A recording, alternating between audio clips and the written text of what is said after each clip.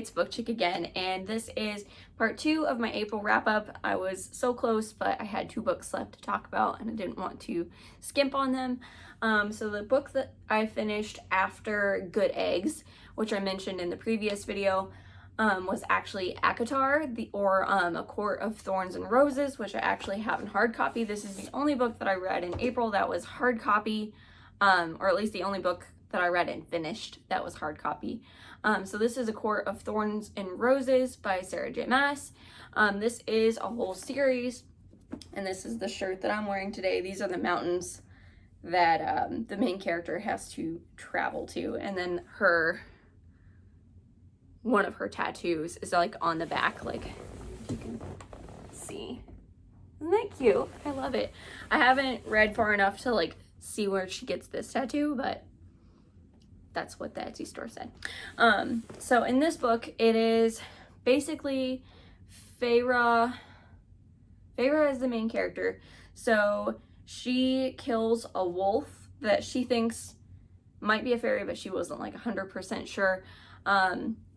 And like she doesn't really feel bad about it because she's heard like all these stories about the fairies and how they like had this war, and they're the whole reason for like why all the humans in her village are like having such a rough time, and they murdered like thousands of humans and everything like 500 years ago. So she doesn't really feel bad about killing this fairy, and she's like, and maybe it's just a wolf and I'll just sell his hide.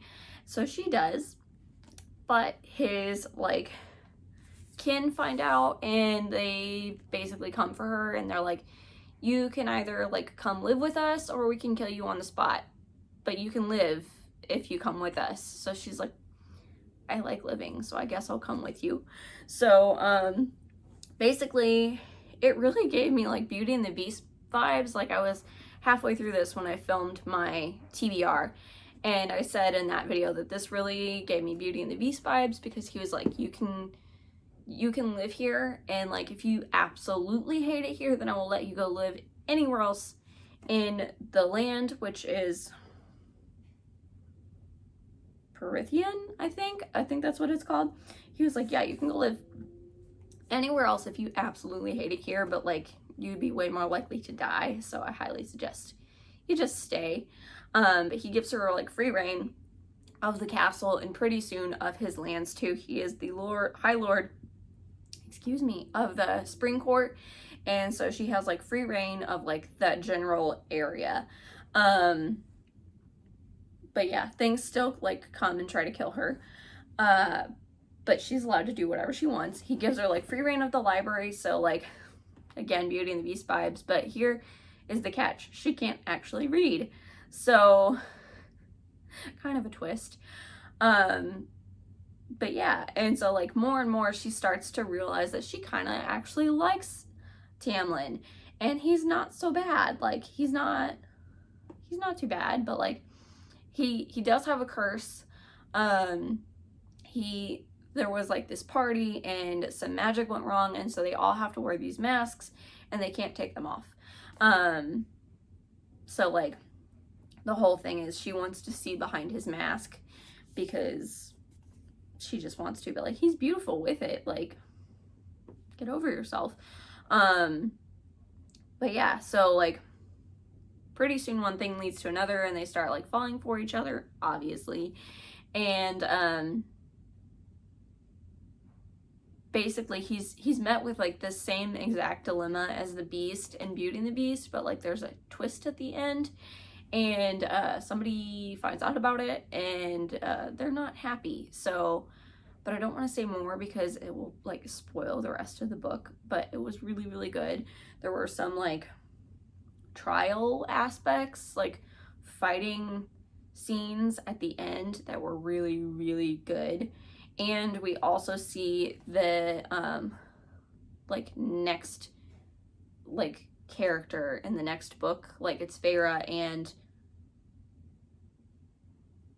Feyre and Rhysand, and like that's really big on TikTok and Instagram right now, is Feyre and Rhys. For some reason people like them together better. I don't quite see it yet, other than that he's like even more beautiful than Tamlin, but other than that, but I liked this book. Like, people are like, but I'm like, I love this. So if the series only gets better from here, I'm super happy about it. I already had the second book waiting and ready to go. The next book that I read was Murder in an Irish Bookshop by, I think it's Carlene O'Connor. I'll link it down below. That's the common theme in these two videos, apparently. But yes, so Murder in an Irish Bookshop, excuse me, is another cozy mystery. It is also Irish. Good Eggs was Irish too. But in this book, we follow Siobhan, who is actually, or it's like, it's an Irish name. So it's Siobhan, but it's Siobhan. Excuse me. But we follow her. She is a Garda, which is like, I guess they're police officers. So that was kind of cool to have like a story from the police officer's point of view. Usually it's just like some random person in these books who just like happens to find themselves entangled in murders all the time. So like this was a little bit more believable because it makes sense that a police officer would occasionally get involved in a murder.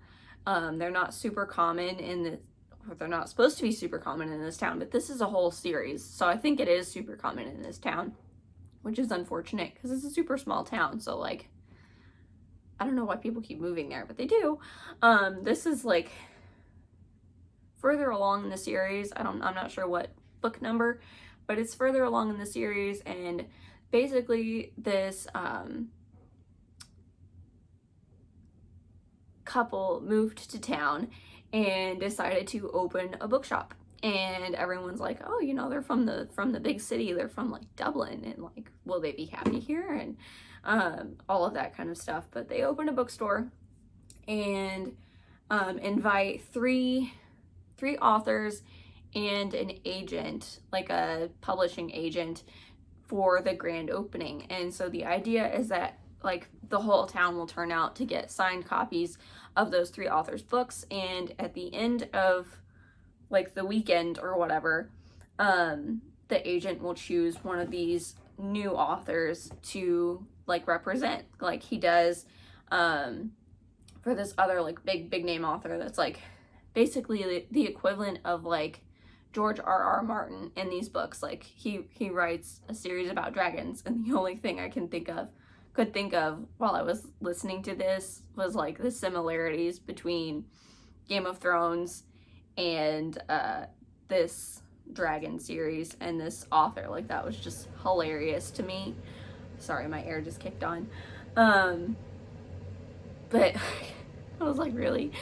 So obviously like somebody gets murdered, hence the name, but no one really knows who it is, and like everyone like equally has a motive. Like all three of these authors hate each other, like loathe, and the agent honestly isn't a super big fan either. Like he's honestly thinking about like not picking any of them because they're all terrible people. Like they're all just like super mean, terrible people. He's like, I don't want to pick anybody. So, but this was really cool because they did a really good job, like, with the crime scene and, like looking at all the clues and trying to figure out what was happening, and, like, visiting the victim's, like, hotel room and everything and finding clues there. That was really cool. Like, all the forensics aspects I really enjoyed. And the whole time, like, I felt so bad for Siobhan. Like, it was supposed to be her, like, 29th or 30th birthday, and like she has to work like a murder investigation. Like throughout the whole book she's just talking about how exhausted she is and like how she wants to get back into reading because everyone's like, oh, a bookstore, you should read more. She's like, I'd love to, but I'm just exhausted and don't have time because I'm cleaning up all your messes. But I really liked it, and like Siobhan was really funny. And they added like a new police officer in this book as well, so that was really cool. And she was supposed to be like the first African-American woman on the police force in that town, so that was really cool too. Like, I like how they included that. And of course, it wouldn't be a cozy mystery if there wasn't like some like food slash bookstore thing. So Siobhan's family also owns like the town's only like cafe, like not a pub because there's a separate pub, but like they do have beer.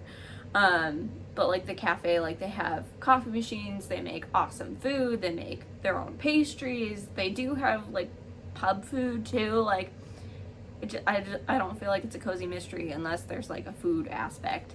There usually is, but maybe that's just because I read a lot of Joanne Fluke, which is always food themed. I don't know.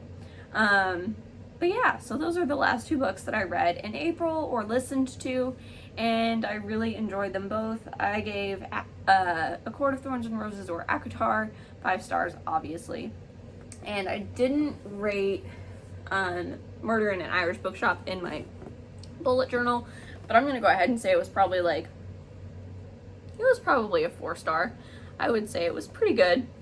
I did listen to it, so I enjoyed the narrator. They did a really good like Irish accent, I thought. I'm not Irish, obviously, I'm American, but it fooled me, so I enjoyed it. And yeah, and it was really interesting learning some of like the Irish slang. So highly recommend. I want to read the rest of the books in the series now, but that is all for this video. I will see you again in the next one. Probably gonna go ahead and film another one, so you're gonna see the same outfit, but see ya.